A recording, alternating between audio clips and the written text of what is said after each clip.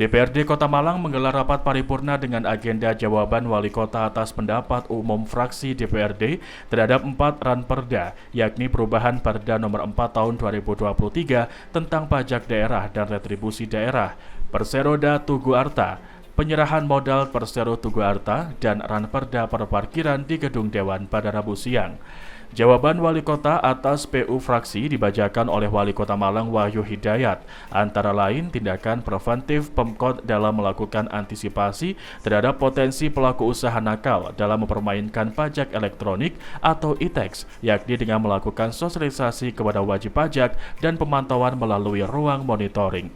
Terkait kenaikan izin pemakaian yang mencapai 500% khususnya rumah tinggal, sehingga menjadi beban masyarakat di tengah kondisi sosial ekonomi yang berat.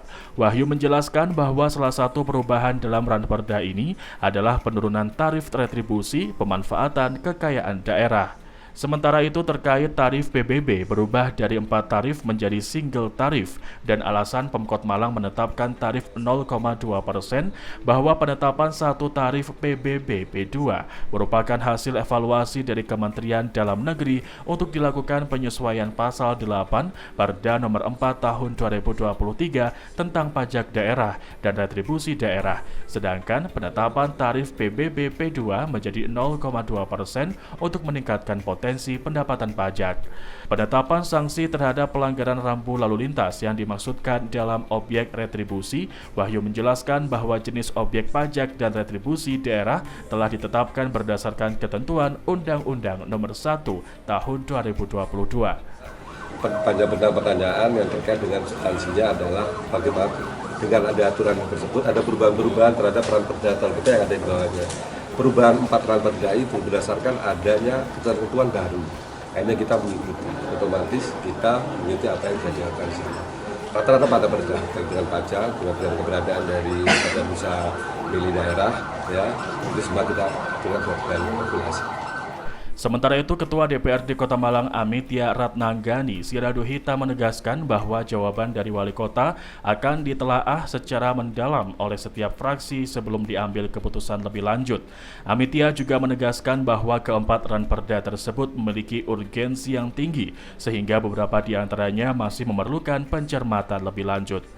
Saya kira yang paling urgent harus kita, semua urgent ya, tapi mungkin ada beberapa perda yang sekiranya perlu pencermatan lebih gitu.